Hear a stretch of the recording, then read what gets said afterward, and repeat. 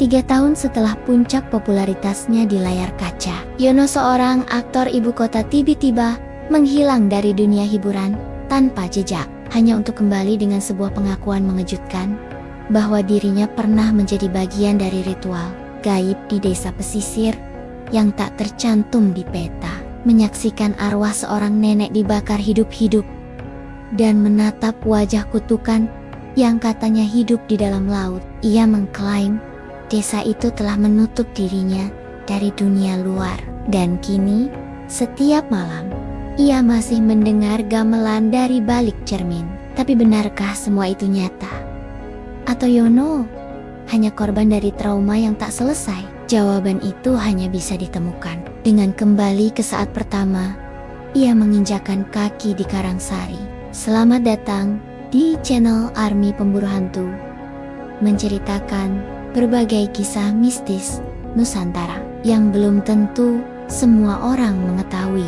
Kamu beruntung menonton video ini, karena dengan menonton video ini, kita semua bisa lebih berhati-hati dalam bertindak. Pastikan subscribe dan nyalakan loncengnya dulu, agar kamu bisa selalu update cerita mistis terkini. Sekarang, mari kita lanjutkan ceritanya. Namaku Yono. Di antara riuh tepuk tangan studio kerlap-kerlip, lampu kamera, dan senyuman palsu para produser, aku berdiri kosong. Jiwaku seperti tertinggal jauh di belakang, di suatu tempat yang tak ku tahu di mana. Hari-hariku belakangan ini hanya diisi oleh kontrak syuting, endorsement, dan suara manajer yang terus memintaku lebih ekspresif, lebih menyenangkan. Aku hanya lelah. Aku ingin diam, ingin hilang dari dunia yang memelukku terlalu erat, namun tak pernah benar-benar peduli. Dan seperti ada suara asing di dalam hati yang memanggilku, aku tiba-tiba mengetik satu kata acak di peta digital. Desa terpencil, dekat laut. Dari semua hasil pencarian, hanya ada satu tempat yang tidak memuat gambar, ulasan, atau penjelasan Karangsari. Tanpa tahu kenapa, jemariku mengkliknya. Mataku terpaku pada titik kecil di ujung pulau yang bahkan nyaris tak terlihat. Aku tak membaca apapun lebih lanjut. Aku hanya tahu aku harus pergi ke sana. Perjalanan dimulai di pagi yang biasa saja. Kupakai hoodie gelap, topi, dan masker. Di stasiun kereta, tak ada yang mengenaliku. Aku suka itu perasaan menjadi tak terlihat. Setelah perjalanan panjang, disambung angkutan desa yang penuh dengan suara knalpot dan debu, aku tiba di sebuah pertigaan kecil. Sopir menurunkanku sambil berkata pelan, "Tinggal jalan kaki, Mas. Masuk terus, nanti juga sampai." Tak ada papan nama desa, tak ada sinyal di ponselku. Hanya jalan tanah yang dipayungi pohon kelapa, diiringi suara laut yang samar-samar terdengar dari kejauhan. Langkahku terasa ringan, tapi perasaan dalam dadaku justru sebaliknya. Ada yang menekan, tak terlihat, namun jelas terasa. Saat langit mulai menguning, akhirnya aku melihat rumah ramah kayu berjejer rapi. Anak-anak berlari tanpa alas kaki, membawa layangan, tapi yang paling aneh, mereka semua diam. Taks, satu pan dari mereka bicara. Bahkan saat saling kejar, mereka hanya tertawa tanpa suara. Seorang pria tua berdiri di tepi jalan, wajahnya dipenuhi kerutan. Matanya seperti menelanku utuh. "Kamu dari kota?" tanyanya tanpa basa-basi. Aku mengangguk pelan. "Iya Pak, saya mau istirahat di sini beberapa hari. Bisa?" Ia tidak langsung menjawab. Tapi beberapa detik kemudian, ia menoleh ke arah rumah kayu di pojok jalan. "Menginap saja di rumah Bu Ranti. Dia terima orang luar. Tapi jangan mekam-mekam di sini. Jangan ambil apapun, jangan sentuh apapun." Lalu ia berlalu. Begitu saja. Aku menatap rumah yang dimaksud. Bangunannya sederhana, dinding papan, jendela kaca kecil dengan tirai bermotif bunga. Di depannya ada pohon kamboja tua yang mengingatkanku pada pemakaman. Bu, Ranti adalah wanita berusia lanjut yang sangat pendiam. Tapi Rama, ia tidak banyak tanya. Ia hanya bilang, kalau malam, jangan keluar. Kalau dengar suara, abaikan saja. Sambil tersenyum tipis. Aku mengangguk. Walau tentu saja pikiranku bertanya-tanya, apa maksudnya? Suara apa? Malam pertama di Karangsari datang lebih cepat dari yang kuduga. Angin laut berhembus kencang, membuat tirai kamar bergoyang. Aku membuka jendela, berharap udara bisa mengusir penat di kepala. Tapi alih-alih menenangkan, aku malah mendengar sesuatu yang membuat bulu kuduku berdiri gamelan. Bukan dari radio, bukan dari speaker. Suara itu datang dari luar, dari tengah desa. Pelan, merayap, seperti dipukul oleh tenggen-tenggen renta yang mengiringi tarian kematian. Aku keluar kamar, tak kuhiraukan pesan Bu Ranti. Kamera flaku kuaktifkan. Aku ingin merekam ini, siapa tahu bisa jadi konten jurnal perjalanan di akun YouTubeku yang mulai sepi. Langkahku pelan, menyusuri jalan tanah yang kini hanya diterangi cahaya remang dari lampu minyak. Gamelan semakin keras, dan aku melihat mereka pendudik desa. Semuanya berkumpul di tengah lapangan terbuka. Mereka membentuk lingkaran, mengelilingi sosok nenek tua dengan rambut panjang menjuntai, tubuh dibalut kain putih. Ia duduk bersila, wajahnya menghadap ke arah laut yang tak terlihat dari sini. Di tangannya seikat bunga Kamboja basah. Tak ada satupun dari mereka yang berbicara. Hanya suara gamelan dan angin. Aku ingin merekam, tapi tangan ini gemetar, keringat dingin menetes. Dari pelipis, entah kenapa, aku merasa seperti tak seharusnya berada di sana. Dan saat nenek itu menoleh, matanya langsung menatapku. Seolah tahu aku ada di sana. Seolah menungguku. Seketika, semua suara hilang. Gamelan berhenti, angin berhenti, waktu berhenti, dan tubuh bisa bergerak. Aku terbangun di pagi hari.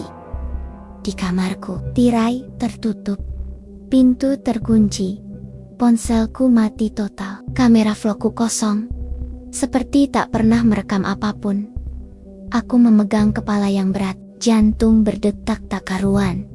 Apa yang kulihat semalam, nyata atau hanya mimpi? Tapi bunga Kamboja basah itu masih ada di bawah tempat tidurku. Pagi itu, sinar matahari menyelinap dari celah-celah bilik kayu kamarku. Namun tak ada kehangatan yang kurasakan. Malam tadi masih menghantui pikiranku. Bahkan lebih dari itu, ia menempel seperti bau amis yang tak bisa hilang meski telah berkali-kali kubasuh dengan air wudhu dan doa-doa pendek yang masih kuingat sejak kecil. Bunga Kamboja itu masih ada di bawah ranjang, basah, layu, tapi seolah baru saja dipetik. Aku berdiri, menatap lantai yang masih meninggalkan noda air di sekitar bunga itu. Ingin kubuang tapi tangan ini gemetar. Entah kenapa, benda itu terasa seperti bagian dari sesuatu yang lebih besar. Sesuatu yang seolah sedang memperhatikanku. Ketika keluar dari kamar, aku melihat Bu Ranti sudah duduk di teras. Ia seperti sudah tahu aku akan bangun dengan wajah penuh tanya. Ia tak menatapku, hanya menyeduh teh dalam cangkir tanah liat sambil berkata pelan, "Kamu tidak mimpi." Kakiku seketika berhenti. "Apa maksud Bu Ranti?" tanyaku. Mencoba meredam ketakutan yang mulai menyeruak. Ia mengangkat wajahnya, tatapannya kosong, namun dalam. "Kamu sudah melihatnya, nenek itu. Maka kamu tak bisa pura-pura tidak tahu lagi. Desa ini memang bukan untuk semua orang." Aku menatap cangkir teh di tangannya. Asapnya melingkar naik, seperti kabut yang mengelilingi pikiran warasku. "Siapa dia?" bisikku, nyaris tanpa sadar. Bu Ranti menghela napas. "Itu bukan pertanyaan yang kau ingin tahu jawabannya, nak. Tapi kamu sudah melangkah terlalu dalam." Ia berdiri dan berjalan masuk ke rumah. Tapi sebelum menutup pintu, Ia menoleh sebentar. Jangan ke tengah lapangan lagi. Terutama saat malam purnama.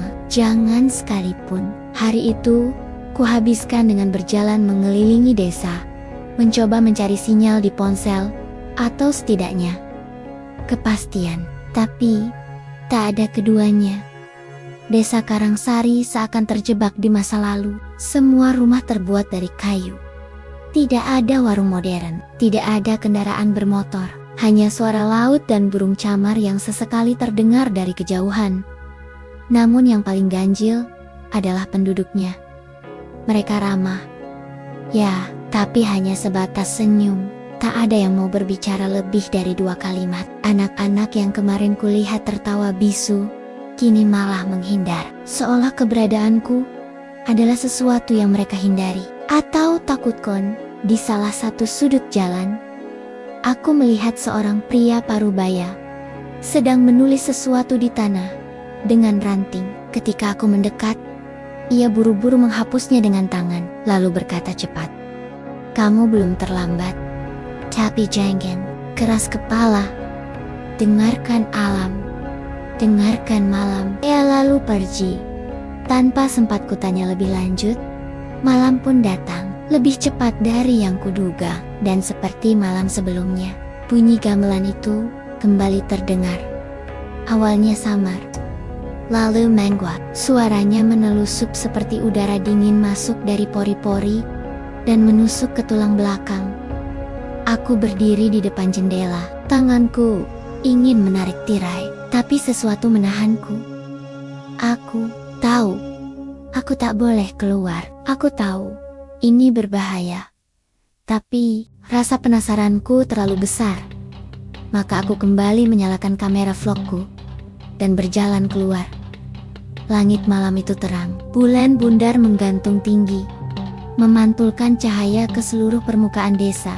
Dan di tengah lapangan, ritual itu terjadi lagi. Kali ini, lebih banyak orang. Semuanya mengenakan pakaian serba putih. Di tengah lingkaran, nenek itu kembali duduk. Tapi, kali ini, ia menangis. Ya, aku melihat air matanya menetes, membasahi pipi keriputnya. Namun, tak ada satupun yang bergerak. Semua hanya berdiri kaku, memejamkan mata. Aku bersembunyi di balik pohon kelapa. Kamera tetap merekam. Tapi tiba-tiba seorang anak kecil membuka matanya dan menatap langsung ke arahku. Matanya kosong, putih semua, tak ada bola mata. Ia berjalan, menghampiriku. Pelan, 1 langkah, 2 langkah. Aku panik, kamera hampir terjatuh. Namun sebelum anak itu mendekat lebih jauh, nenek tua itu berteriak, suaranya seperti dicabik dari dalam tanah. Cukup. Angin tiba-tiba bertiup kencang, menerbangkan debu dan daun-daun kering. Semua warga desa jatuh tersungkur ke tanah. Anak kecil itu menjerit dan pingsan tepat di depanku. Dan nenek itu menatapku lagi. Kali ini, ia berkata dengan bibir yang nyaris tak bergerak, "Kau akan menggantikannya." Aku terbangun di depan pintu rumah Bu Ranti.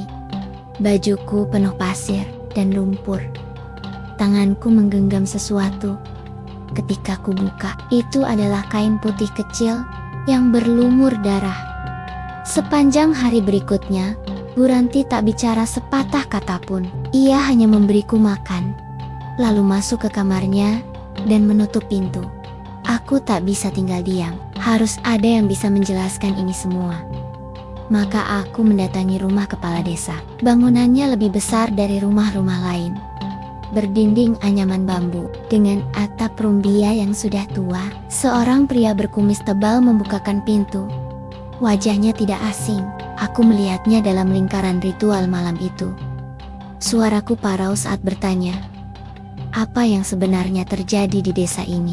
Ia tidak langsung menjawab, tapi kemudian berkata, lirih, seperti bisikan, kamu sudah melihat, kamu sudah disentuh, maka kamu akan terikat. Jangan melawan, atau dia akan datang. Bahkan di siang hari, aku hampir kehilangan kesabaran. Siapa dia? Ia menatapku lekat-lekat. Nyai Shiro, ia bukan sekadar arwah. Ia adalah kutukan yang tak pernah selesai. Hari-hariku di Karangsari mulai kehilangan makna waktu. Matahari tetap terbit dan tenggelam. Tapi aku merasa seolah terjebak dalam satu siklus yang tak pernah berubah. Seperti mimpi buruk yang diputar ulang setiap malam, namun dengan cara berbeda. Setiap langkahku, setiap sudut yang kulewati, selalu terasa seperti dilihat oleh mata yang tak tampak. Dan kain itu, kain putih yang kutemukan dalam genggamanku kemarin malam, diliputi bercak merah tua, berbau amis, dan terlipat rapi seolah diberikan dengan sengaja. Aku menyimpannya dalam kantong tas, tak tahu kenapa. Mungkin bagian dari rasa ingin tahuku. Mungkin juga aku takut membuangnya. Pagi itu, aku memutuskan kembali berjalan keliling desa. Kuputuskan untuk merekam suasana pagi, berharap bisa mengumpulkan potonggan-potonggan logika dari misteri yang terus menghantuiku. Namun, ketika melewati gang kecil di samping balai desa, aku berhenti. Seorang nenek duduk sendirian di atas dipan bambu, tepat di depan rumah berdinding anyaman. Tubuhnya membungkuk, rambutnya kusut terurai, dan mata itu seperti sumur gelap yang menenggelamkan. Tangan kirinya memegang sebuah kain putih, sama persis dengan yang ada di tasku. Ketika matanya bertemu denganku, ia mengangguk pelan, lalu berkata lirih, "Kamu datang. Akhirnya, kamu datang." Aku menelan ludah. "Apa maksudnya, Nek?" Ia tidak menjawab, sebaliknya, ia mengangkat kain di tangannya, lalu menyobek sedikit ujungnya, hingga membentuk benang panjang, dan mulai menjahit udara kosong di hadapannya. Jarumnya menembus ruang, seolah ada sesuatu yang tak kulihat. Semua akan dijahit kembali. Semua akan disatukan, bisiknya pelan, seperti mantra. Aku mundur setapak, dan saat itu, ia menunjuk ke arahku. "Kamu harus dengar cerita itu sebelum kamu dibawa." Aku tak sempat bertanya lebih jauh, karena tiba-tiba ia menatap tajam ke langit. "Dia akan marah bila kau terlalu lama di sini." Aku berbalik, tapi saat menoleh kembali, nenek itu sudah tak ada. Yang tersisa hanya kain putih itu. Turtle tag. Di atas dipan bambu, aku membawa kain itu kembali ke penginapan. Kini, aku memiliki 2 potong kain putih berdarah. 2 bukti, 2 pesan. Kepalaku berat, emosiku campur aduk antara takut dan ingin tahu lebih dalam. Kuhidupkan kamera vlog dan duduk di depan cermin. Aku bicara sendiri, atau mungkin bicara pada siapapun yang kelak menonton ini, entah di dunia nyata atau tidak. Hari ketiga di Karangsari, aku mulai merasa seperti sedang diintai. Ada yang tidak beres dengan desa ini. Malam-malamnya penuh ritual aneh, dan seorang nenek tadi memberiku kain putih berdarah. Aku rasa ini bukan hanya cerita rakyat, ini nyata. Krek, suara kayu di belakangku berderak. Aku menoleh, tak ada siapa-siapa. Tapi saat kembali menatap cermin, wajahku bukan lagi milikku. Mata di cermin menatapku dengan sorot penuh amarah. Dan di bahu bayangan diriku, seorang wanita tua berdiri diam. Wajahnya ditutupi rambut panjang. Aku menjerit, melempar kamera, dan berlari keluar kamar. Napasku memburu, tubuh gemetar, peluh dingin membasahi punggung. Aku tak tahu harus pergi kemana, hingga akhirnya langkahku membawaku ke tepi laut. Karangsari memang desa pesisir, tapi anehnya, tak ada suara ombak. Laut di depan mataku, diam, sunyi, tenang yang menyakitkan. Dan di bibir pantai, ada seorang anak kecil duduk menghadap lautan, menggambar sesuatu di pasir. Aku mendekat. "Dek, sendirian?" Anak itu tak menjawab, ia terus menggambar dengan jari telunjuknya. Saat kulihat lebih dekat, aku tercekat. Ia menggambar wajah perempuan tua. Matanya besar, bibirnya sobek, dan di dahinya ada simbol aneh seperti huruf yang bukan dari bahasa manapun. "Siapa ini?" tanyaku dengan suara tertahan. Anak itu menoleh. Bibirnya gemetar, matanya berkaca-kaca. "Itu Nyai Shiro," katanya pelan. "Dia dulu baik, tapi orang-orang membakarnya hidup-hidup." Aku terduduk. "Apa maksudmu?" "Dibakar," anak itu mengangguk pelan. "Orang-orang takut karena dia tahu rahasia. Dia bisa mendengar suara dari dalam laut. Mereka pikir dia akan membawa petaka. Jadi mereka ikat dia di tiang, lalu nyalakan api." Air mataku jatuh tanpa sadar. Rasa dingin menggerayangi tubuhku. Anak itu melanjutkan. Suaranya hampir tak terdengar. "Setiap 20 tahun, dia harus tenang. Kalau tidak, semuanya akan tenggelam." Kilat menyambar dari kejauhan. Langit tiba-tiba menggelap. Aku menoleh, dan anak itu sudah menghilang di pasir. Hanya tersisa gambar wajah Nyai Shiro yang kini dikerumuni kepiting kecil. Ketika kembali ke penginapan, Bu Ranti sudah menungguku di ruang tamu. "Kamu lihat sesuatu kan?" Aku mengangguk. "Nyai Shiro dan anak kecil." Dia bilang dia dibakar. "Too banner." Bu Ranti menatapku lelah, seolah beban cerita itu telah lama ia simpan sendirian. "Kau ingin tahu cerita sebenarnya?" Aku menelan ludah.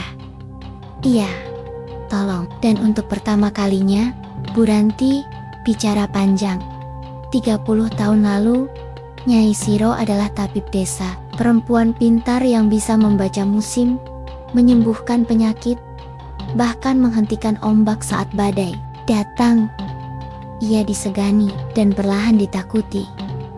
Sampai suatu malam, seorang anak kecil tenggelam. Tak ada yang bisa menemukannya, kecuali Nyai Shiro. Tapi anak itu kembali dengan perubahan, matanya gelap, tubuhnya dingin, dan terus menggumam nama-nama yang tak dikenal. Warga panik, mereka menyalahkan Nyai Shiro. Kata mereka, ia memanggil roh laut, menukar nyawa demi kekuatan. Maka, diputuskan secara diam-diam, Nyai Shiro diikat, dibakar hidup-hidup, di tengah lapangan yang sekarang dipakai untuk ritual. Sejak malam itu, Karangsari tak pernah sama lagi. Aku mendengarkan dalam diam, nafasku tersengal. Cerita itu lebih menyeramkan daripada semua film horor yang pernah kubintangi. Tapi, kenapa aku? Tanyaku lirih. Bu Ranti menatapku tajam. Karena dia memilihmu. Semalam aku tak tidur.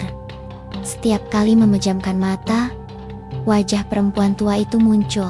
Rambutnya yang basah menutupi sebagian wajah. Namun matanya dua lubang hitam yang tampak seperti menyimpan lautan badai di dalamnya selalu berhasil menembus kesadaranku. Aku mencoba melawan rasa takut. Tapi semakin aku menghindar, semakin dekat ia datang. Pagi ini, langit mendung. Angin laut tidak seperti biasanya terasa berat dan lamban, seperti menyeret sesuatu dari dasar samudra. Bu Ranti menyuguhkan teh dan nasi jagung. Ia tak berkata banyak, tapi saat aku hendak pamit berjalan ke arah pantai, ia berkata pelan, "Jangan terlalu dekat ke laut. Hari ini hari tenang. Tapi laut bisa mendadak marah, seperti dia." Dia. Aku tahu maksudnya, tapi aku pura-pura tak tahu. Aku tetap melangkah ke pantai. Karena aku tahu, jawaban-jawaban yang kucari bukan lagi berada di daratan. Laut Karangsari berbeda dari pantai lain yang pernah kudatangi. Tidak ada jejak wisata, tidak ada perahu nelayan, tidak ada tawa anak-anak bermain pasir. Hanya hamparan biru pekat yang terasa seperti menatap balik ke arahku. Aku berdiri di tepian, membiarkan ombak kecil menyentuh kaki. Dan saat itulah, Aku mendengar suara. Bukan suara angin, bukan ombak, tapi nyanyian, lirih, dalam bahasa yang tidak kumengerti, seperti doa yang dikumandangkan dari dasar air. Aku melangkah lebih dekat, sekujur tubuhku merinding, bulu kuduku berdiri tanpa alasan. Lalu, seperti adegan mimpi yang aneh, seseorang berdiri di sampingku, seorang laki-laki tua, mengenakan ikat kepala, dengan luka memanjang di pipi. Aku tahu kau akan kesini. Aku menoleh cepat. Siapa bapak? Ai. Tak menjawab, matanya tertuju ke laut. Kalau kau ingin tahu siapa Nyai Shiro, kau harus melihat sebelum dia jadi kutukan, sebelum semua ini terjadi. Dan tiba-tiba dunia sekitarku mengabur. Kilas balik 2 generasi lalu, angin laut bertiup lebih kencang. Desa Karangsari masih belum sekelam sekarang. Anak-anak berlarian, para wanita menjemur ikan asin, dan laki-laki mendayung perahu hingga Jalke Tenggal. Tapi di sudut paling belakang, desa dekat hutan Cemara tinggal seorang perempuan muda, sendirian. Namanya Shiro. Ia dikenal cantik, pandai meramu obat, dan memiliki kepekaan yang jarang dimiliki orang lain. Orang-orang datang padanya untuk minta pertolongan, dari luka gores hingga bayi yang sulit lahir. Tapi satu hal yang membuatnya istimewa adalah ia bisa berbicara dengan laut.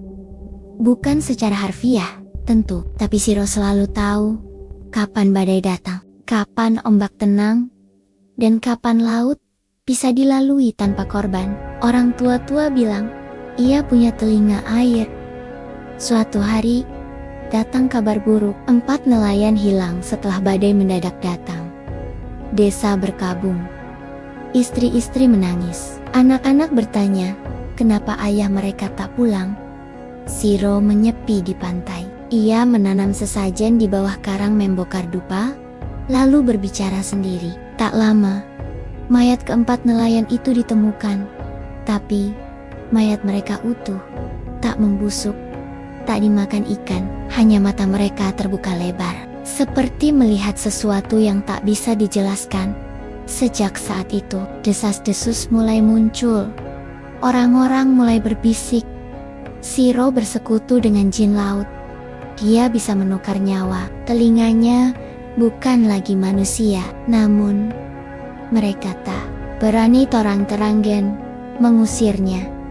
Karena meski takut, mereka masih membutuhkan bantuannya. Tahun demi tahun berlalu, desa makin bergantung pada ilmu Shiro. Ia selalu bisa memanggil hujan saat kemarau, menghentikan petir saat musim tanam. Tapi semua berubah pada malam tertentu, saat seorang anak perempuan ditemukan mengambang di sungai dengan simbol aneh. Di dahi simbol yang sama dengan yang kulihat dalam gambar pasir kemarin. Dia yang melakukannya, teriak ibu dari anak itu. Warga berkumpul, marah, panik, takut, tak ada bukti. Tapi siapa lagi kalau bukan Shiro? Dengan emosi membuncah, mereka menyeret Shiro dari gubuknya. Ia tidak melawan, tidak berteriak, hanya menangis. Di tengah lapangan desa, mereka mengikat tubuhnya, dan saat api dinyalakan, Shiro hanya berkata satu kalimat, "Aku tidak akan mati sendiri." Dan sejak malam itu, laut tak pernah bersuara lagi. Kembali ke masa kini, aku terduduk di pasir. Tubuhku gemetar, matahari sudah tinggi. Laki-laki tua itu sudah tak ada.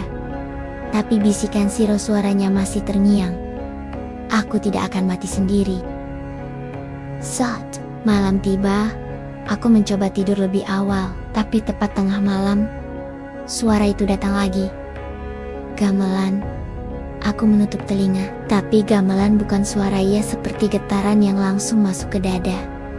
Dan kemudian, langkah kaki, pelan, teratur, menuju kamarku.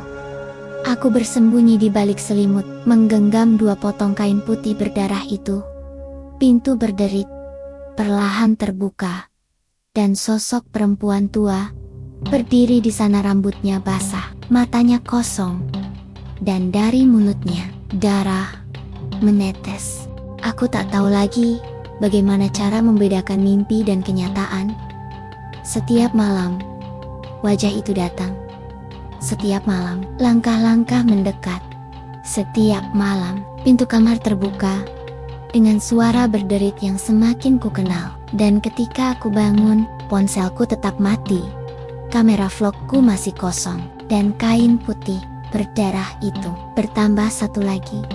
Kini jumlahnya 3. Aku memutuskan untuk pergi. Tak peduli apapun yang menunggu di luar desa. Aku harus meninggalkan Karangsari. Aku harus kembali ke Jakarta. Harus kembali menjadi Yono, seseorang yang hidup dalam dunia yang meski penuh kepalsuan, setidaknya tidak dihantui oleh suara gamelan dan bisikan dari balik cermin. Pagi itu, aku pamit pada Bu Ranti.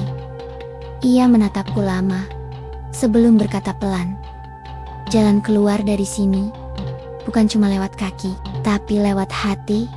Aku tidak mengerti maksudnya, dan aku tak ingin mengerti. Aku hanya ingin keluar. Langkahku cepat menyusuri jalan tanah yang pertama kali kulalui saat datang. Aku hafal betul arah pertigaan. Aku tahu jalur kembali ke jalan utama, tempat angkutan umum bisa kutunggu. Dan, ya, akhirnya aku sampai di pertigaan itu. Tapi, tidak ada jalan. Yang kulihat hanya hutan lebat. Tak ada jejak jalan tanah. Tak ada tanda-tanda manusia pernah melewati sini. Aku panik, jantungku berdetak seperti palu. Aku yakin ini tempat yang sama. Bahkan ada batu besar di bawah pohon kelapa batu yang waktu itu kugunakan untuk duduk sebentar sambil membuka peta digital. Aku mengitari daerah itu, berusaha mencari celah. Kosong. Hanya semak-semak, hanya ilalang, hanya kabut. Dan ketika aku berbalik untuk kembali ke desa, jalan desa pun menghilang. Aku berlari, menyeruak semak, menerobos pepohonan, peluh membasahi seluruh tubuh. Nafasku memburu, kakiku tergores duri dan ranting tajam. Aku terus berlari hingga aku kembali ke depan rumah Bu Ranti. Aku mematung, napas tercekat, lututku goyah. Aku telak berlari dalam lingkaran. Sudah kubilang, suara Bu Ranti terdengar dari belakangku. Kalau dia sudah memilihmu, maka dia akan menutup semua jalan lain. Aku menatapnya. Mataku panas. Kenapa aku? Aku bahkan tidak tahu siapa dia. Aku bukan siapa-siapa di sini. Bu Ranti mendekat, menaruh tangannya di pundakku. Karena kamu tidak punya akar. Orang-orang seperti kamu mudah dicabut dari dunia lama dan ditanam di tempat baru. Aku menggeleng. Aku ingin pulang. Ia mengangguk pelan. Kamu akan pulang, tapi bukan sekarang. Bukan sampai kamu mengerti. Hari-hari selanjutnya berubah menjadi kabut. Aku berjalan tanpa arah, makan tanpa rasa, tidur tanpa mimpi. Aku menyusuri desa, mencoba berbicara dengan penduduk. Tapi semua menolak menjawab. Wajah mereka menyimpan rahasia yang sama. Rasa takut yang tertahan. Mata yang selalu menatap ke arah laut. Dan mulut yang terkunci oleh sumpah gaib yang entah apa bunyinya. Sampai suatu malam, aku bermimpi. Aku berada di tengah lapangan, diapit oleh para penduduk yang mengenakan pakaian serba putih. Di tengah mereka, Nyai Siro berdiri. Ia menatapku dengan mata sendu. Waktumu akan datang, katanya. Dan mereka akan memilih antara menebus dosa atau menanam ulang kutukan. Lalu semuanya berubah jadi api. Orang-orang berteriak. Desa terbakar, laut menggulung ke daratan. Dan dari dalam gelombang, muncul wajah-wajah orang mati memanggilku, menarikku. Aku terbangun dengan teriakan. Tapi mimpi itu bukan sekadar ilusi. Tanganku memegang sesuatu, kain putih. Keempat, pagi itu, kepala desa datang mencariku. Ia mengajak bicara di balai desa. Untuk pertama kalinya secara terbuka, ia duduk di hadapanku. Wajahnya keriput, matanya lelah. Tapi ada sesuatu yang berubah dari cara bicaranya. Seperti ia sudah siap untuk menyerah. "Kamu bukan yang pertama," katanya pelan. Aku menatapnya tanpa berkedip. Setiap 20 tahun, desa ini harus memberikan tumbal seseorang dari luar. Seseorang yang bisa membawa energi, menggantikan dendam yang belum usai. "Kenapa tidak kalian sendiri?" tanyaku dengan marah. Ia menunduk. "Karena kami sudah terikat perjanjian. Karena kami keturunan dari orang-orang yang dulu membakar Nyai Shiro. Karena dia tidak bisa memaafkan kami." Ia lalu menatapku dalam-dalam. "Kamu harus tahu satu hal, Yono. Kalau kau menolak, semua desa ini akan ikut terbakar. Termasuk anak-anak, termasuk ibu-ibu yang kau lihat menjemur ikan, termasuk Bu Ranti. Kenapa aku yang harus menanggung dosa kalian?" Suaraku bergetar. Kepala desa terdiam, lalu berkata pelan, "Karena kau adalah pantulan dari dia. Kau adalah yang dulu diselamatkannya." Aku tertegun. "Apa maksudmu?" Ia bangkit. "Kau akan tahu sendiri, malam purnama tinggal 3 hari. Kalau kau tidak bersedia, maka semuanya akan berakhir." Aku berlari meninggalkan balai desa. Tak peduli arah, tak peduli tempat. Aku hanya ingin lari dari semuanya. Dan entah bagaimana, aku menemukan diriku kembali di pantai. Laut Karangsari masih diam, namun di sana berdiri seorang anak kecil, sama seperti yang kulihat sebelumnya. "Aye menatapku," lalu berkata pelan. Dia hanya ingin dikenang, bukan dibenci. Malamnya, aku kembali bermimpi. Tapi kali ini berbeda. Aku bukan Yono. Aku berada di gubuk tua, duduk di depan Nyai Shiro muda. Ia tersenyum padaku sambil mengoleskan ramuan ke luka di kakiku. "Ayo, jangan nangis," katanya lembut. "Aku adalah anak kecil. Anak kecil yang terjatuh di pantai. Anak kecil yang dulu ditolong oleh Nyai Shiro." Aku terbangun dengan napas terengah. Air mata mengalir. Dan aku sadar, akulah saksi terakhir dari kebaikan Nyai Shiro sebelum ia dibakar. Hai, kamu yang belum subscribe, subscribe dulu dong. Dan share ke teman-temanmu atau grup keluarga agar mereka tahu cerita yang menyeramkan ini. Sekarang kita lanjutkan lagi ceritanya. Aku mengunci diri di kamar. Sinar matahari pagi masuk dari sela-sela dinding kayu, namun terasa dingin dan asing. Dunia di luar seperti tak lagi milikku. Bahkan napasku pun seolah milik orang lain. Aku hanya bisa duduk, memandangi 4 potong kain putih berdarah yang kini kususun rapi di lantai. 4. Seperti hitungan waktu yang terus mundur. Seperti tanda bahwa aku bukan lagi tamu, tapi bagian dari sesuatu yang tak bisa kuhindari. Malam purnama tinggal 2 hari. Aku akan menjadi tumbal berikutnya. Aku menatap cermin di kamarku. Namun bayangan yang kulihat di sana bukanlah aku. Wajah yang menatap balik padaku adalah anak kecil. Kira-kira usia 5 tahun. Rambutnya awut-awutan, bajunya kotor, dan di dahinya terlukis samar tanda hitam seperti bekas luka lama. Aku menatap lebih dalam, dan suara itu datang. "Kau bukan Yono yang semua orang kenal. Kau adalah yang selamat." Kilas balik, 20 tahun lalu Laut Karangsari sedang marah. Badai datang siang bolong, menggulung perahu-perahu yang tertambat. Warga desa panik. Teriakan terdengar dari segala arah. Seorang anak laki-laki, aku berlari di tepi pantai, sendirian. Ibunya tak tahu di mana. Ayahnya hilang sejak seminggu sebelumnya. Tak ada tempat aman. Tak ada tangan dewasa yang menarik tubuh kecilku dari tepi air. Lalu, dia datang. Nyai Shiro. Tubuhnya tua, matanya sayu, tapi tatapannya penuh kekuatan. "Jangan takut," katanya padaku, sambil memeluk tubuhku erat. Saat ombak setinggi pohon kelapa mendekat, ia berdiri di depanku, tangan kanannya menjulur, bibirnya merapal sesuatu, dan ombak berhenti. Air laut seperti terbelah, namun harga dari semua itu adalah dirinya. Aku terbangun dari lamunan, tangan dan kakiku dingin, sekujur tubuhku menggigil. Aku bukan Yono sang artis. Aku adalah anak yang pernah diselamatkan Nyai Shiro, anak yang pergi dari Karangsari, diadopsi oleh pasangan dari Jakarta, lalu tumbuh dewasa tanpa mengingat sedikit pun masa kecilku. Semua tertutup, sampai aku kembali ke sini. Pintu kamar diketuk, pelan, tapi kerasnya menusuk, seperti palu di tulang rusuk. Bu Ranti berdiri di luar, wajahnya pucat. "Sudah saatnya kau datang ke balai laut." Aku tahu apa yang dimaksud.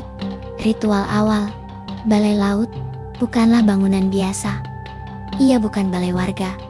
Ia bukan rumah pertemuan. Ia adalah sebuah tempat yang dibangun di ujung karang paling curam, berdiri tepat di atas batu besar, yang dipercaya sebagai tempat dibakarnya Nyai Shiro. Dulu saat aku tiba, langit sudah kelabu.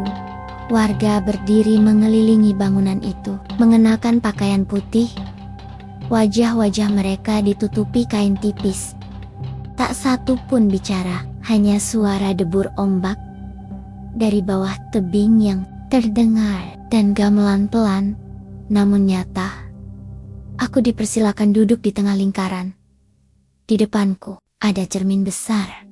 Kepala desa berdiri, tangan kanannya memegang sikat bunga kamboja. Di sisi lain, Bu Ranti membawa kendi tanah liat yang mengeluarkan asap hitam. "Yono," suara kepala desa berat, "kau telah melewati tanda-tanda. Kau telah diingatkan, dihadapkan, dan dipilih." Ia mengangguk ke arah Bu Ranti, yang menuangkan air dari kendi itu ke dalam mangkuk tanah. Bau anyir langsung memenuhi udara. Aku tak bisa bergerak. Kepala desa menatapku, lalu berkata, "Lihatlah ke dalam cermin. Lihat siapa dirimu sebenarnya." Aku menatap cermin, dan di sana aku melihatnya lagi. Diriku yang lain, anak kecil, basah, gemetar, dahi berdarah.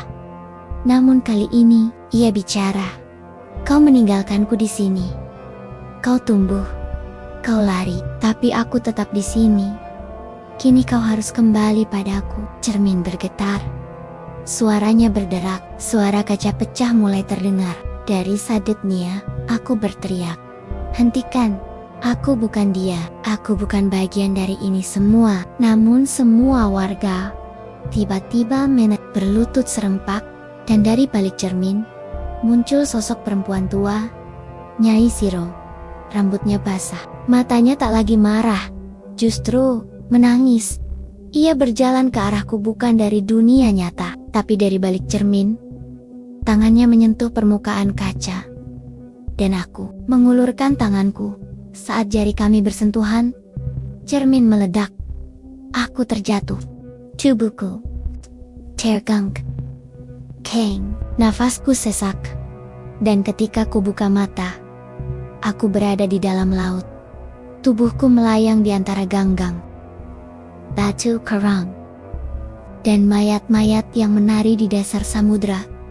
Nyai Shiro berdiri di antara mereka. "Jika kau ingin mengakhiri ini, kau harus menanam ulang kutukanku." Aku tak mengerti caranya. "Aye mendekat, kembalikan apa yang mereka curi dariku. Kembalikan nama, tanah, dan roh yang mereka buang. Kembalikan darah." Aku terbangun di balai laut. Warga berdiri dalam lingkaran. Mereka menatapku. Namun kali ini, tidak dengan rasa takut, tapi dengan harapan. Kepala desa mendekat. "Kau telah melihatnya, maka kau satu-satunya yang bisa memutus ini. Tapi, kalau kau gagal, maka semua akan binasa saat purnama." Aku berdiri dengan susah payah. Darah menetes dari hidungku. Mataku terasa panas. Namun sekarang, aku mengerti. Ini bukan tentang ritual. Ini tentang pengampunan. Tentang luka lama yang belum diobati. Dan tentang seorang nenek tua yang hanya ingin dikenang. Bukan sebagai kutukan, tapi sebagai penjaga desa. Lenglet senyum, tak ada angin, tak ada burung, tak ada suara gamelan, bukan karena hilang, tapi karena semua menunggu. Hari ini adalah malam purnama, malam yang sudah ditandai, bahkan sebelum aku lahir. Malam di mana darah terakhir akan jatuh di tanah Karangsari untuk menanam kembali kutukan atau menghapusnya selamanya. Aku berdiri di depan balai laut, mengenakan pakaian putih seperti warga lainnya. Di tanganku, 5 potong kain berdarah tergenggam erat, masing-masing diberikan entah oleh siapa. Tapi sekarang aku tahu, mereka adalah pengingat 5 tahap menuju pengorbanan. Dan malam ini, akan ada yang ke-6. Darahku, atau darah yang lain. Kepala desa berdiri di tengah lapangan. Di depannya, sebuah tungku batu berbentuk lingkaran telah disiapkan. Di sekelilingnya, 7 warga duduk membentuk formasi kuno. Di atas mereka, langit membuka diri bulan bulat penuh menggantung. Dengan cahaya yang terasa terlalu putih. Tak ada obrolan, tak ada tawa, hanya suara napas. Berat, pelan, kemudian langkah kaki terdengar. Aku melangkah masuk ke tengah lingkaran. Tubuhku menggigil, bukan karena takut, tapi karena sadar bahwa tidak ada jalan pulang. Aku sudah menjadi bagian dari ini, entah sebagai penyelamat atau pengganti.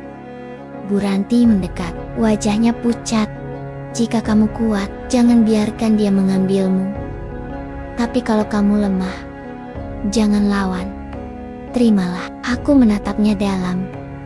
Bu, jika aku mati malam ini, tolong kirimkan pesan pada ibu angkatku di Jakarta. Bilang kalau aku tidak kabur. Aku memilih. Matanya berkaca-kaca. Ia menggenggam tanganku.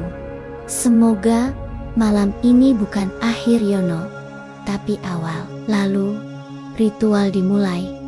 Gamelan mulai berdenting dari kejauhan pelan, dalam pola irama yang tak pernah kupahami. Seolah bukan musik, tapi panggilan. Kepala desa mengangkat tangan. Roh leluhur Karangsari, dengarlah, kami membawa darah baru.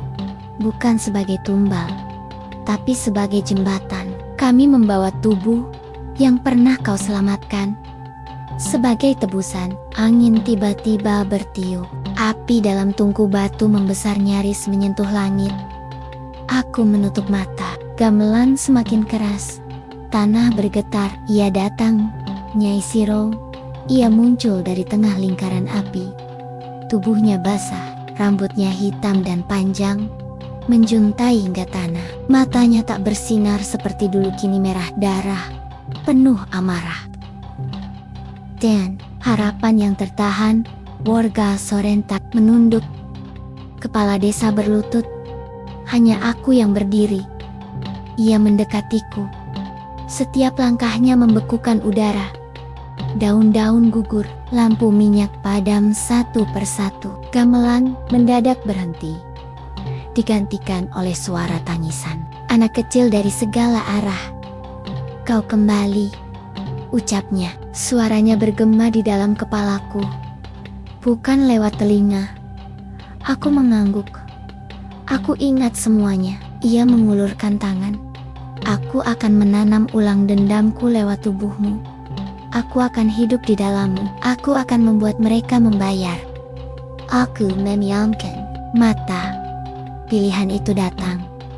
Jika aku menolak, dia akan menyeret semua warga desa ke dalam kutukan. Jika aku menyerah, aku akan kehilangan diriku selamanya. Tapi, jika aku memaafkan, mungkinkah itu cukup? Aku membuka mata. menatap langsung ke wajah Nyai Shiro. Aku tidak akan menyerah, tapi aku juga tidak akan melawan. Aku memaafkanmu. Ia terdiam. Angin berhenti. Gamelan lenyap.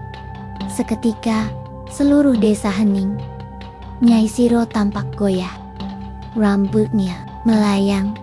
Tubuhnya perlahan memudar. Tapi matanya berkaca-kaca. "Kenapa kau memaafkanku?" tanyanya.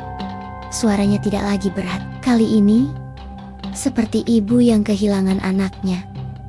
"Karena aku ingat kau menyelamatkanku. Karena aku tahu yang membakar tubuhmu adalah mereka. Bukan aku. Tapi yang kau tunggu adalah seseorang yang bisa mengingatmu, bukan sebagai kutukan, tapi penjaga." Air mata jatuh dari mata Nyai Shiro, dan ia tersenyum untuk pertama kalinya.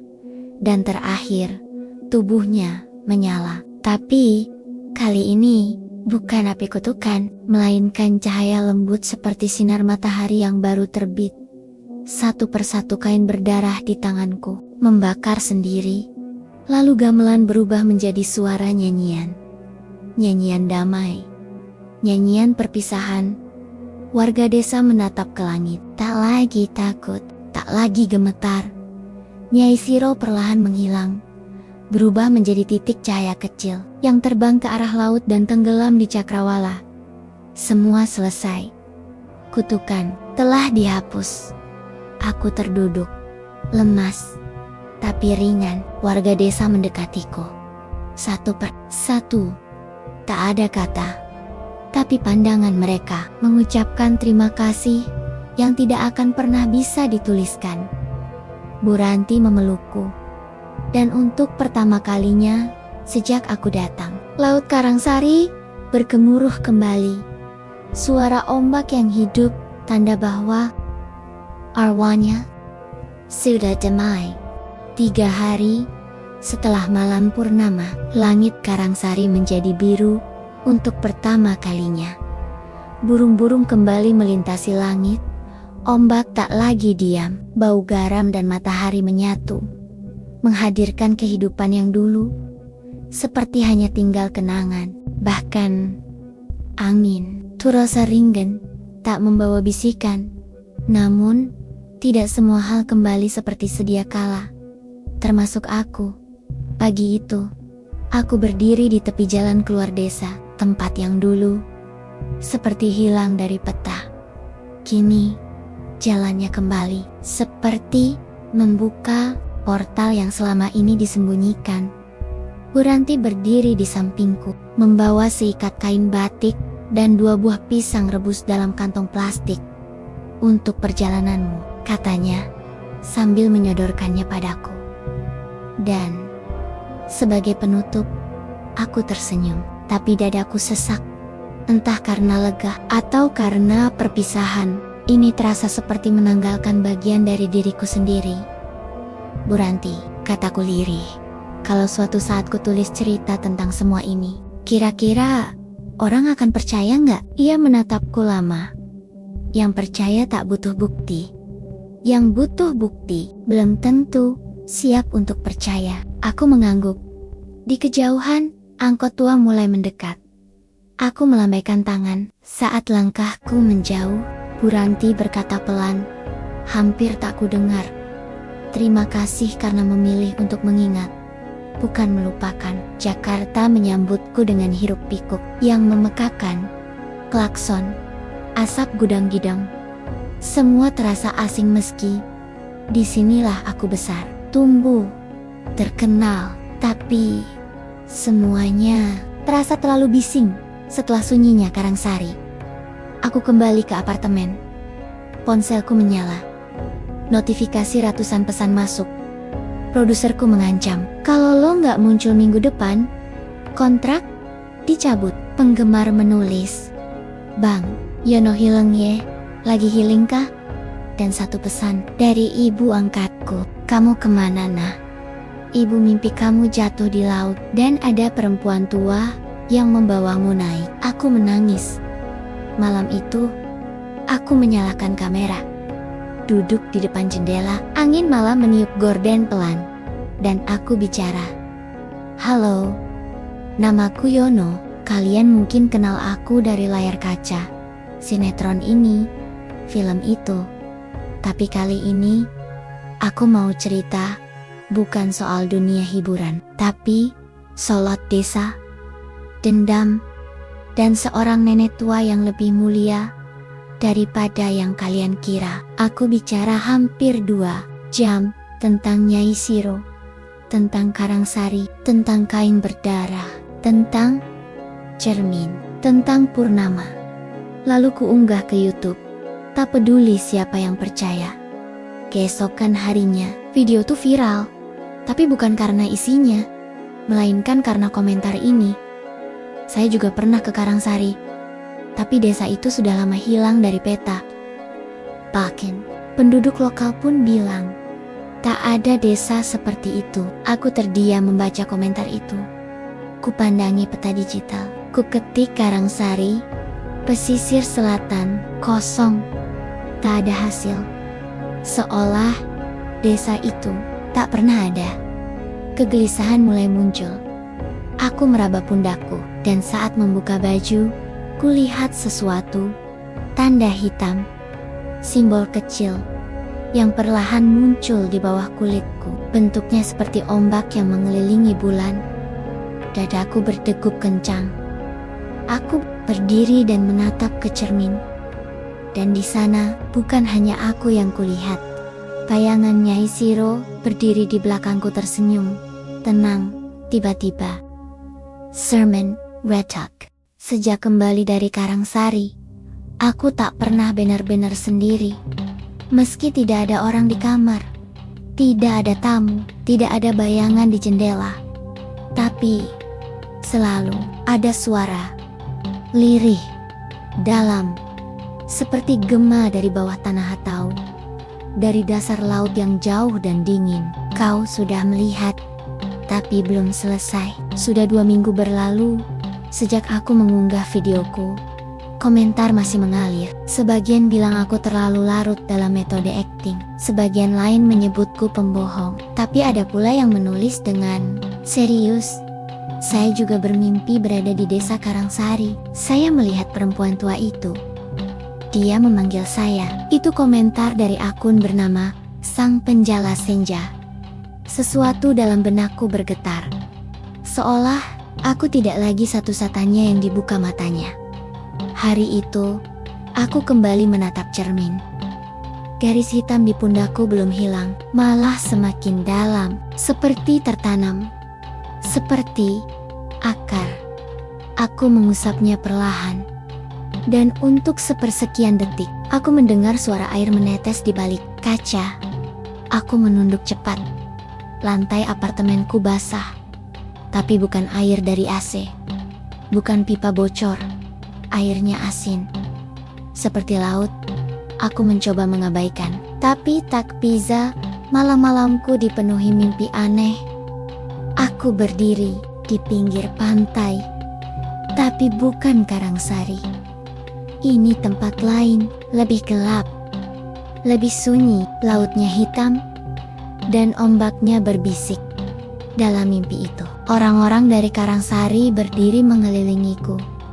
Namun wajah mereka kosong, mata mereka kosong, seperti patang-patang yang kehilangan jiwa. Dan dari tengah laut, muncul bayangan besar. Bayangan yang berbeda dari Nyai Siro, lebih besar, lebih tua, lebih haus. Pagi harinya, aku dikejutkan oleh notifikasi email dari akun tag. Dikenal, hanya tertulis, "Kau telah membuka pintu, kau harus menutupnya, atau semuanya akan tenggelam." Aku gemetar. Email itu menyertakan foto sebuah desa pesisir, tenggelam. Hanya atap-atap, rumah yang terlihat di permukaan air. Dan di antara bayangan air, terlihat simbol bulan dikelilingi ombak. Simbol yang kini tertanam di kulitku. Aku bergegas keluar apartemen. Tak bisa bernapas. Dunia di sekitarku bergerak terlalu cepat. Orang-orang lewat, mobil melaju, klakson berbunyi. Tapi telingaku hanya mendengar suara laut, laut, laut, laut. Kembalilah. Sebelum semuanya hanyut, aku naik taksi dan meminta sopir mengantarkanku ke arah selatan. Aku bahkan tidak tahu alamat pasti. Aku hanya berkata, pokoknya ke pesisir. Kemana saja? Ke laut. Sopir itu menatapku seperti aku orang gila. Mungkin aku memang mulai kehilangan kewarasan. Sore harinya, aku sampai di pantai yang asing. Bukan Karangsari, tapi rasanya dekat. Pantainya sepi. Angin kencang, ombaknya tinggi. Aku berdiri di tepi pasir, menatap cakrawala, dan tiba-tiba ada seseorang di belakangku. Seorang anak kecil, berdiri tanpa alas kaki. Rambutnya menutupi wajah. Sudah waktunya, katanya lirih. Yang kau bebaskan, bukan cuma dia. Aku berbalik. Anak itu menghilang. Namun di pasir tempat ia berdiri, tertinggal satu benda. Kain putih berdarah. Aku menjatuhkan lutut. Tanganku gemetar. Kutukan Nyai Shiro sudah selesai. Tapi laut menyimpan lebih dari satu rahasia. Karangsari hanya satu dari banyak pintu, dan pintu lainnya sudah mulai terbuka. Malam itu, aku kembali ke Jakarta. Dan di tengah malam, aku memandangi cermin lagi. Dan kulihat diriku menangis. Tapi, bukan aku yang menggerakkan tubuhku. Bayangan di cermin itu tersenyum. Cermin itu tak lagi memantulkan wajahku. Setiap kali aku menatapnya, yang kulihat adalah laut. Laut hitam, laut tanpa ujung, dan di dasar laut itu, ada sesuatu yang menatap balik. Aku mencoba menjauh dari semuanya. Menonaktifkan ponsel, memutus koneksi internet, tidak membuka email, tidak menjawab panggilan. Tapi laut selalu menemukan jalan dalam mimpi. Dalam tetesan air, dari keran yang tertutup rapat, dalam suara bisikan dari balik lemari, dalam napas sendiri. 3 malam setelah kain putih berdarah kelima muncul lagi di kamarku, aku memutuskan kembali ke tempat terakhir yang kuingat, pantai tak bernama. Bukan Karangsari, tapi mungkin cerminnya. Aku berdiri di pasir saat malam turun. Ombak menghempas keras, angin berbau logam dan garam. Tak ada satu manusia pun di sana. Tapi aku tahu, aku tidak sendiri. Langkah kaki terdengar dari arah belakang. Namun ketika ku toleh tak ada siapa-siapa, aku menutup mata. Dan suara itu datang. Kau belum melihat semuanya. Karangsari hanyalah pintu kecil. Kami adalah laut. Kilas balik zaman sebelum desa. Sebelum Karangsari, Laut Selatan memiliki nama lain. Nama yang hanya disebut dalam bahasa kuno. Laut ini disembah, ditakuti, dipuja, dan ditumbali oleh suku-suku yang bahkan tidak meninggalkan tulang. Dewi penjaga laut bukan. Nyai Shiro adalah kekuatan pertama. Ia tak punya nama yang bisa dilafalkan. Ia hanya dikenal sebagai yang mendengar isak air. Dia tinggal di dalam lubuk terdalam, tempat semua arwah yang tenggelam ditampung. Tapi saat manusia mulai mengutuk satu sama lain, saat darah dibuang ke laut tanpa doa, kekuatan itu bangkit kembali, dan ia memilih wadah. Nyai Shiro hanya salah satu. Kembali ke masa kini, ombak mengganas, langit terbelah, dan dari tengah laut, sesuatu muncul. Sosok tinggi menjulang, tak memiliki wajah, hanya selendang hitam yang melilit tubuh air. Suaranya seperti tangisan ribuan anak, tubuhnya berkilauan seperti sisik perak, namun setiap sisik menyimpan wajah-wajah orang yang tenggelam. Aku mundur, lututku gemetar. Jadi ini wujud kutukan sebenarnya, bisikku. Sosok itu tak menjawab, tapi bayanganku di air tersenyum. Tiba-tiba, angin menerbangkan kain putih dari sakuku. terbang tinggi, lalu jatuh ke laut. 5 lembar. Semuanya. Air laut mendidih. Tanah berguncang. Dan tubuhku terhisap ke dalam air. Aku tidak bisa bernapas. Tapi aku tidak mati. Aku melihat wajah-wajah warga Karangsari, Nyai Siro, anak-anak, dan diriku sendiri. Kecil. Tapi di antara semua wajah itu, ada satu wajah yang belum pernah kulihat. Perempuan muda, matanya menyala biru. Suaranya terdengar di dalam pikiranku. Bukan kau yang harus menebus ini, tapi karena kau sudah memilih untuk tidak membenci, maka kutukan itu kini terpecah. Kau adalah pengingat, tapi bukan pewaris. Pewaris sejati belum lahir. Belum lahir. Aku terbangun di pasir. Basah, kuyup, tapi napasku utuh. Tak ada orang di sekitar. Dan laut tenang. Hari berganti minggu. Aku kembali ke kota. Kulitku tak lagi bersimbol. Cermin-cermin kembali memantulkan wajahku. Suara-suara hilang. Aku mulai syuting lagi. Tersenyum di TV. Tertawa palsu, tapi di dalam hatiku, aku tahu, aku bukan lagi Yono yang dulu. Suatu malam, aku duduk menulis naskah baru. Cerita tentang laut, tentang kutukan, tentang seorang nenek tua, tentang desa yang tak ada dalam peta. Dan saat aku hendak menyimpan file itu, ponselku berdering. Nomor tak dikenal. Ku pencet tombol angkat. Halo, dan suara dari ujung telepon adalah suara anak kecil. Kita akan bertemu lagi saat air tertumpah dan darah terakhir ditulis. Klik, aku menatap jendela. Hujan turun pelan. Lalu, dari sadet kamar, air mengalir sendiri dari keran yang tertutup. Terima kasih buat kamu yang sudah menonton video ini sampai akhir. Semoga kamu selalu dalam lindungan Tuhan dan dijauhkan dari godaan setan. Kita ketemu lagi di video berikutnya. See you.